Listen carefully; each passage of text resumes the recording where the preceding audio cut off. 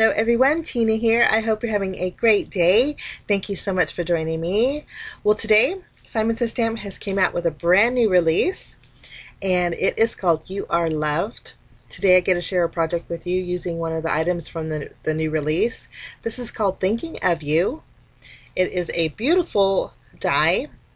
It's one piece, but each of the elements cut out separately, which is wonderful. It's on the larger side. It will fit a landscape style card and a portrait style card beautifully. I love the font on this Thinking of You. So if you're looking for a Thinking of You die, I think this is just a beautiful one.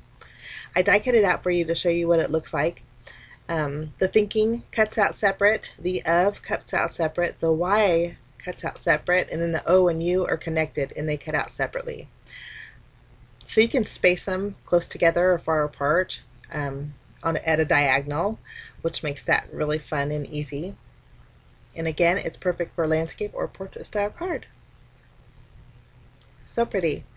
We're going to be using this today, and along with this, I'm going to be using an older stamp set from Simon. Now this is called Winter Flowers.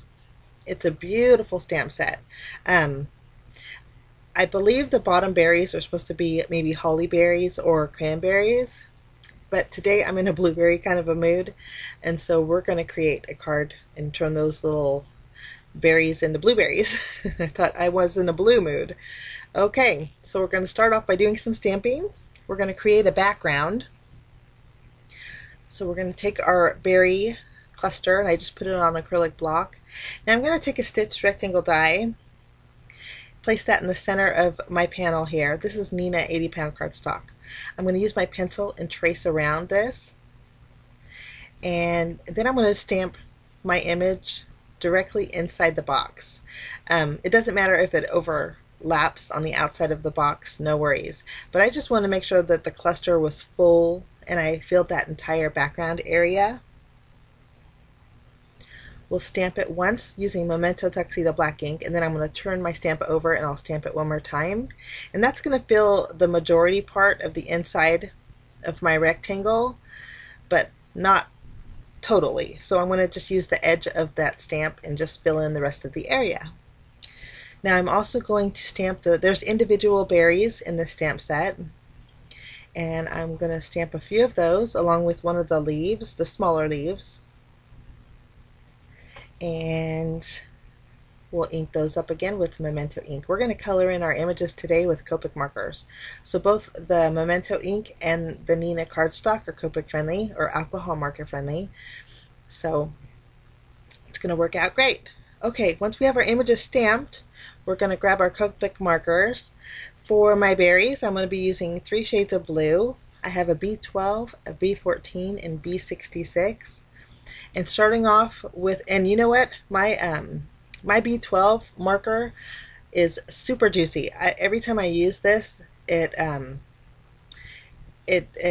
deposits heavy ink on my projects. So if you see me going off camera, I'm actually wiping it off. But after I get my B12 down, I'm going to go in with my darkest shade, which is B66, and do a little bit of shading. And then we'll go ahead and add our mid-tone, which is B14.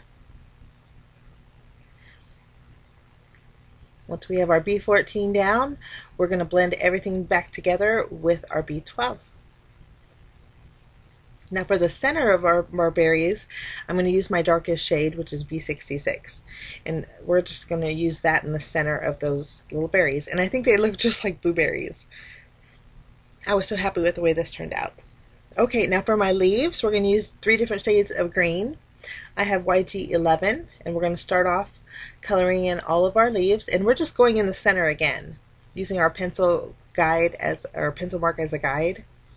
I'm going to add a little bit of shading this time with my mid-tone color, which is B13, and then I'm going to do a little bit of darker shading. Did I say B13? I meant YG13. Then I'm using YG17. I'm going to do a little bit of darker shading, and then I'm going to blend it back out with my lightest color. Okay, now in these little berry clusters and on the flower in the stamp set itself, there's stitch lines. So I'm going to enhance those with the C1. It's a real pale gray, just to give it a little bit of shading. Okay, so all my images are colored in. I colored in that second panel off screen. But I'm going to take, using my pencil mark as a guide, I took a slightly larger rectangle die. I'm going to cut out my panel. That's going to be my background. And then I'm going to create a real thick frame, starting off with the largest rectangle die that I have. It's going to cut out a panel that's 4 inches by 5 1/4, and then I used the inside, the smaller one, smaller stitch rectangle, to create a real thick frame. So my colored in panel is going to go right behind my window there. Now originally I did fussy cut out my little berries off to the left there, and originally I was just going to use those to accent the front of my card, and then I decided to go all out, and I grabbed that berry cluster again, and I'm going to stamp it on the top right corner and then the bottom left corner. And then I figured I could cover the berries that were only partially stamped. I can cover those with the fussy cut berries. So we could just place the fussy cut berries right over the berries that we stamped. And I love this look. I think it gives a great dimension to your card. And I think that's going to look so pretty. Okay. And you can tell I colored in my berries that were on my frame already. Okay, now I'm taking a piece of blue-violet cardstock. This is Simon's blue-violet cardstock. I'm going to die cut out my Thinking of You. And then I'm also going to die cut it out with white cardstock as well. Now just using my Nuvo DELUXE adhesive, I'm going to go over my blue-violet cardstock, and I'm going to layer my white behind it. I'm going to offset it just a little bit so it's peeking out. Not too much, but just a little bit. This is going to add dimension to my sentiment, and it's also going to give me a little bit of a pop of color. So I'm going to show you how I'm going to layer my card together. My card base is the A2 size card base, which is 4 1/4 by 5 1/2 inches. I did cut out a piece of vellum to fit behind my window frame. And then this way I have a place to set my sentiment on.